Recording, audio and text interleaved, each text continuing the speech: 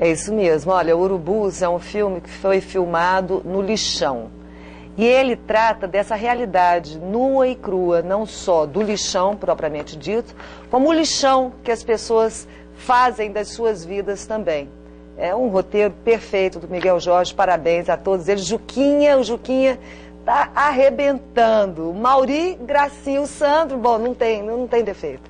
Parabéns a vocês, daqui a pouco a gente mostra mais um trecho. Doutor Sirion chegou aqui, boa noite, doutor. Boa noite a todos. Doutor Sirion é endocrinologista e vai também, ele vai ter uma rica participação aqui nessa entrevista, eu tenho certeza que sim. Mas isso daqui a pouquinho, hein? Mas não sai daí não, até já.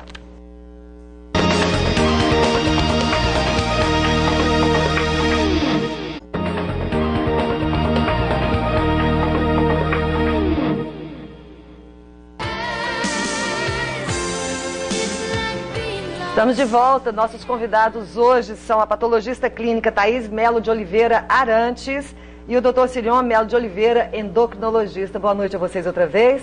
Vamos começar perguntando primeiro, qual que é o papel de um patologista clínico?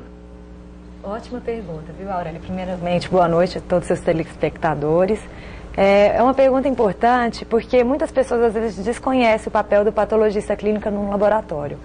E o patologista clínico, ele tem um papel muito importante, ele tem um papel de orientar toda a realização dos exames, toda a parte do processamento de exames, tanto na parte analítica, mas também na parte pré-analítica, na coleta e na liberação dos exames, né? Então, o papel do patologista clínico, ele engloba todas as fases do laboratório, desde a entrada da amostra, da coleta, do recebimento, né, da amostra, até a liberação dos laudos, né? Inclusive o controle de qualidade. Com certeza. Outro fator muito importante que o patologista clínico atua é no controle de qualidade. Nossa, né? Se é importante. Com certeza. Né? Mas, por exemplo, essa questão do controle de qualidade é tão grande, gente, é tão importante, que muitas vezes a pessoa deixa de fazer o exame em determinado laboratório porque ela não tem a certeza da qualidade daquele laboratório. Isso. Mas o núcleo é um laboratório que prima pela qualidade, inclusive dos exames de dosagens hormonais. Eu bato nessa tecla aqui toda semana, doutor Sirion. Toda semana eu bato nessa tecla aqui, porque é extremamente importante a dosagem hormonal. A tireoide, ela é uma glândula que pode dar um monte de nódulos, e em mulheres muito jovens até.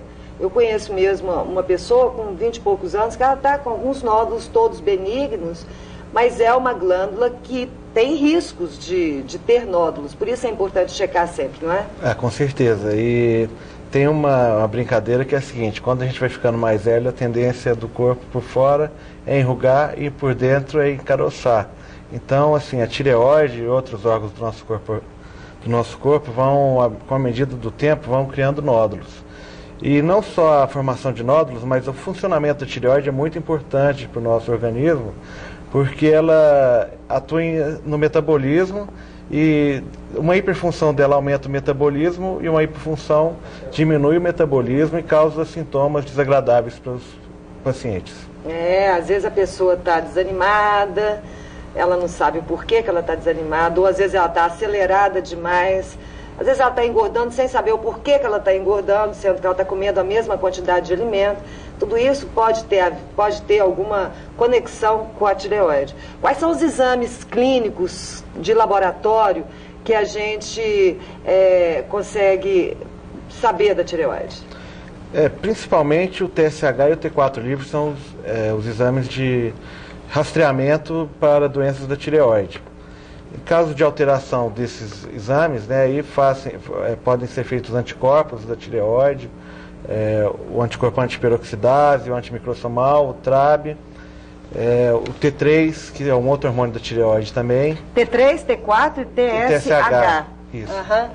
Tem que ser necessariamente em algum dia especial do mês, ou seja, no terceiro dia de menstruação, ou hoje em dia não tem mais essa exigência? Não, no caso da tireoide não tem. Qualquer dia do mês, basta um jejum de pelo menos 4 horas para não dar nenhuma interferência na análise do exame. E você recomenda que se faça esse exame de quanto em quanto tempo?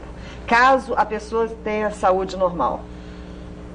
Não, se não tiver história familiar de doença da tireoide, Pode-se fazer uma vez por ano mesmo. Uma vez por ano. Né? A partir de que idade? Assim, a doença da tireoide, no caso, o funcionamento da tireoide, não tem uma idade assim mais... Mas não é preciso, por exemplo, tem exames que a gente faz depois dos 40, depois dos 30, dos 40. Uma moça, uma garota, por exemplo, de 20 anos, você recomenda que se faça a dosagem hormonal anualmente também? Não, não necessariamente, a não ser que ela tenha sintomas e antecedentes familiares de doença da tireoide. Thaís, quais são os exames clínicos importantes e que a pessoa deve, por exemplo? Porque o que eu falo aqui para as pessoas, o que o programa, desde quando a gente começou, 15 anos atrás, com essa história de jornalismo voltado para a saúde, o que a gente fala é que é importante que a pessoa tenha a sua saúde em dia. Com certeza. E muitas vezes ela não precisa deixar que o médico faça tudo por ela. Ela pode participar da consulta ativamente.